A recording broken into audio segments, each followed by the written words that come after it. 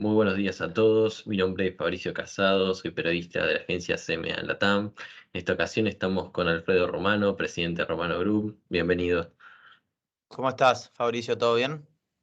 Todo bien, Alfredo. Bueno, en esta ocasión vamos a estar hablando más que nada de temas de actualidad, tanto de actualidad política como financiera. Y para empezar, vamos a agarrar un dato bastante reciente que se conoció en los últimos días, es que el gobierno informó un nuevo superávit, tanto financiero como comercial en febrero. Este es el segundo mes consecutivo con superávits gemelos. Entonces te pregunto, Alfredo, ¿vos crees que estos superávits son sostenibles para los próximos meses, considerando los recortes que se hicieron en las diferentes áreas? Sí, a ver, creo que hay que partir las aguas en dos, ¿no? Por un lado está el comercial. En materia comercial, Argentina va a tener un buen año. Posiblemente nosotros estamos calculando alrededor de 18.000 millones de dólares de superávit. Por ende, creo que a nivel comercial la Argentina va a tener un muy buen año, a pesar de que los precios internacionales, sobre todo de la soja, ha caído, ¿no? En los últimos meses. Sin embargo, a nivel financiero, fiscal, ahí la historia es otra. La realidad es que el apretón fiscal ha sido muy fuerte en estos primeros meses del gobierno, evitando las transferencias a las provincias, haciendo un ajuste vía licuación muy importante de jubilaciones, pensiones, etcétera. Ahí nos cuesta un poco más ver que se pueda mantener el superávit sistemáticamente, también el financiero. Sí entendemos que el gobierno tiene una decisión contundente de llegar al equilibrio fiscal en este 2024 y nos parece que la decisión de retomar nuevamente la ley ómnibus con esta nueva mirada o esta nueva cara va en línea con poder lograrlo sin, por ejemplo, hacer un ajuste sistemático o mucho más fuerte, por ejemplo, en lo que es tarifas y en servicios, ¿no? Que hoy en la Argentina todavía esa corrección no se ha visto y que de alguna manera, si se llegara a aprobar esta nueva ley ómnibus con el paquete fiscal o con parte del paquete fiscal, podría compensar para lograr este equilibrio fiscal. Bueno, hablando también del equilibrio que podría llegar a tener el gobierno con o sin ley ómnibus. Sabemos que la inflación del mes pasado se ubicó en 13,2%. Y ya advirtieron desde el mismo gobierno que podría haber un repunte en marzo. ¿Cuál es su visión y si estiman también que podría haber un repunte en marzo? Sí, mirá, nosotros justo proyectamos 13,7, terminó siendo 13,2 de Romano Group, el REM pronosticaba 15,8, con lo cual era bastante más elevado que lo que terminó dando. Nosotros tampoco somos tan optimistas, nos cuesta para los próximos meses ver una desaceleración muy marcada.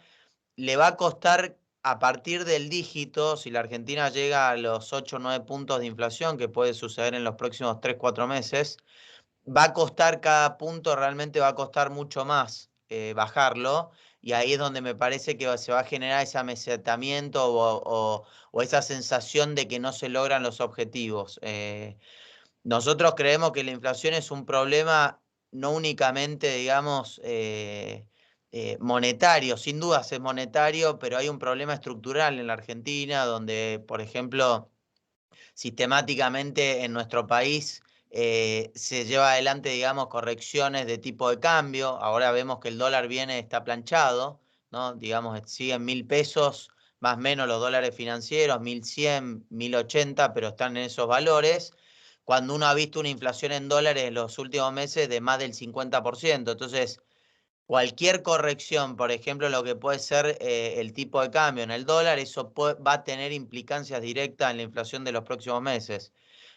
Por ende, somos más precavidos, creemos que el proceso desinflacionario se está dando lógicamente y que se está trabajando muy bien en materia monetaria para que eso suceda, pero nuevamente somos más reacios a pensar a que la inflación va a lograr un colapso y se va a ubicar en 2 3% sobre fin de año.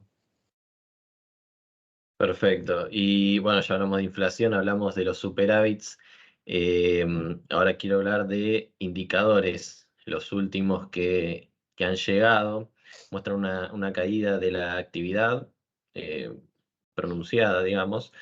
¿Ustedes creen que podría revertirse esta situación en el corto o mediano plazo? Mirá, nosotros vemos dos factores determinantes para que la recuperación sea más parecida a una V que a una U. Creemos que acá las señales del gobierno van a ser centrales, o sea, muy importantes. Cuando uno estudia otros planes de estabilización tan duros en materia fiscal, pues este realmente es un programa fiscalista y realmente contundente, intentando lograr un equilibrio, o sea, prácticamente corrigiendo 5 puntos del producto en un año. En los 80 hubo casos de los 90 en Europa, distintos casos. Por ejemplo, en Irlanda y Dinamarca hubo programas fiscales muy fuertes. Pero la contracara para que rápidamente se recuperara el consumo fue las señales del gobierno de que rápidamente o en los próximos meses, años, se iban a bajar los impuestos, ¿no? Mensajes a los agentes económicos en que esta corrección fiscal o que este esfuerzo fiscal iba a tener la recompensa en el sector privado. Creo que eso puede ser un tema central. Si el gobierno en el 2025 plantea una reforma fiscal con baja de impuestos, creo que eso puede ser muy importante para que la demanda agregada y el consumo se pueda reactivar sobre fin de año. Y después creo que la batalla de la inflación, o sea, la inflación sistemáticamente daña el salario real y daña el consumo, sobre todo cuando dejas de emitir, en esa espiral del otro gobierno donde sistemáticamente se imprimían billetes, la inflación se aceleraba, pero se imprimían más billetes, esa sensación de consumo se mantenía, pero acá que te cortaron, digamos, la emisión monetaria de cuajo, uno lo ve que es más difícil que el consumo se pueda reactivar. Por ende, creo que la inflación y domarla, o sea, llevarla a cifras significativamente más bajas, puede ser determinante para que la actividad pueda retomar su sendero de crecimiento sobre fin de año, principio del 25. Ajá. Bueno, y hace unos pocos días también se cumplieron los primeros 100 días del gobierno de Javier Milei y también en esa semana el Senado rechazó el DNU enviado en diciembre, aún sigue vigente hasta que hasta que vote, ¿no? La Cámara de Diputados. ¿Vos crees que podría afectar una baja del DNU, podría afectar el plan fiscal del gobierno? No creo en mucha menor medida, ¿no? Creo que el mayor impacto que ha tenido el gobierno hasta ahora fue cuando se le cae el paquete fiscal dentro de la ley Omnibus, que ahí eran prácticamente 2 puntos del PBI que se podían, digamos, conseguir con distintas subas de impuestos, o sea, en parte subiendo el impuesto país 17 puntos, subiendo algunas retenciones, etcétera. Lo que sí tendría una implicancia en la micro muy mala y creo que un mensaje muy desalentador para el resto de la economía, ¿no? Porque limitaría fuertemente el accionar del gobierno en su capacidad de gobernar y la capacidad de lograr acuerdos políticos. Por ende, creo que la caída en el Senado era prácticamente una certeza, pero me parece que se mantenga en Cámara de Diputados va a ser un tema central para que sobre todo esta recuperación que vos me mencionabas, si se iba a dar en B o en U o cuándo se pudiera dar, creo que si, por ejemplo, se cayera el DNU, esto golpearía todavía más la posibilidad de que la recuperación se diera en B. Sí, también esto que decías de la relación del gobierno, la capacidad de diálogo. em, el presidente Milei también anticipó que un rechazo en diputados del DNU podría traer complicaciones o incluso la suspensión del llamado Pacto de Mayo que anunció hace unas semanas y por ende la relación con los gobernadores y con el resto de la política. ¿Esto cómo podría impactar en el mercado, esta situación? Mirá, hoy el mercado está leyendo que el gobierno tiene una visión muy fiscalista, en la que está dispuesto a hacer absolutamente todo para lograr el equilibrio fiscal, que es algo que la Argentina necesitaba urgentemente y está sucediendo. Y por el otro lado, ve o cree que es un gobierno que tiene una vocación muy importante de lograr también equilibrar otros desequilibrios que ha tenido la economía argentina, como por ejemplo el Banco Central, ¿no? La acumulación sistemática de reservas, la devaluación en su momento que ha logrado en parte lograr competitividad y esperar a que próximamente se puedan liberar los controles de capitales. Yo no soy eh, tan optimista, creo que falta para que eso suceda, pero también desde ahí producir un saneamiento muy importante en materia monetaria para que la Argentina pueda tener mayores libertades en materia digamos, de movimiento de capitales. Eso es un tema muy importante también, porque eso viene de la mano con la capacidad de la recuperación de la actividad económica y también puede ser una señal muy importante para los mercados, ¿no? Que en principio están teniendo esta lectura y creen que va a suceder. El tema es cuándo, lógicamente. Sí, esto último que decías de los controles financieros también quería abordar ese tema y preguntarte cómo ves vos, Alfredo, la posibilidad de levantar las restricciones cambiarias. ¿Cuándo podría proyectarse que va a suceder, no? Mirá, en el corto plazo es muy difícil. Hoy la Argentina tiene 2.2 billions dólares negativos de reservas netas. O sea, todavía estamos con reservas negativas a pesar de que el gobierno compró más de 10.000 millones de dólares. Eso indica un poco la herencia trágica que dejó el otro gobierno y que lógicamente no se ha podido todavía salvar, ¿no? Corregir.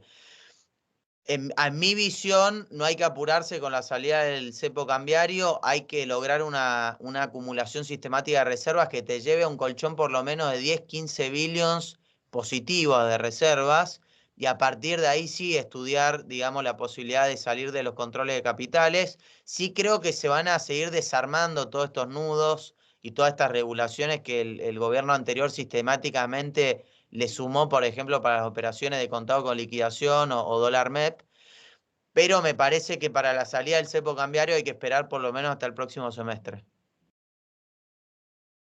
Bueno, y ya cerrando esta entrevista, también sobre el cepo, vos me decías que seguramente será hacia el segundo semestre. Y para llegar a ese punto a futuro, ¿ven una nueva devaluación o el crawling peg al 2% le bastaría al gobierno para Nos levantar cuesta, las restricciones? sí, mirá, nos cuesta muchísimo pensar que se va a mantener el crawling peg o que no va a haber un saltito devaluatorio hasta llegar, digamos, para liberar control de capitales. La realidad es que hoy hay brecha, cuando uno ve, todavía hay brecha en la Argentina, y cuando uno estudia los 850 pesos con la inflación corriéndote al 12, 13%, 10% mensual, pierde rápidamente, ¿no? Esa devaluación que logró ese espacio con mejor tipo de cambio. Por ende, creo que eso también va a ser un tema central cuando arranque las liquidaciones, porque los exportadores te van a pedir probablemente un blend, o sea, el tipo de cambio oficial, pero te van a pedir algo de contado con liquidación para que se achique todavía más la brecha y les quede un tipo de cambio más competitivo.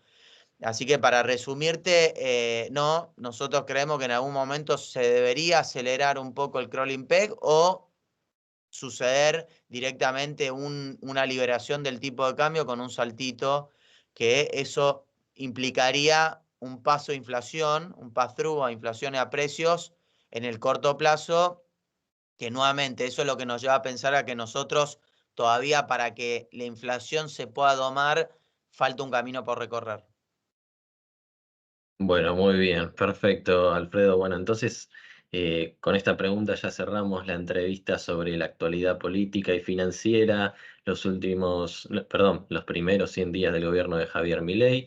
Así que nada, Alfredo, te agradecemos. Gracias por estar con nosotros, por aceptar la entrevista. Al contrario, Fabricio, a disposición y que tengas un muy buen día. Bueno, igualmente para vos. Estaremos encontrando quizás en otra ocasión. Gracias. Hasta luego.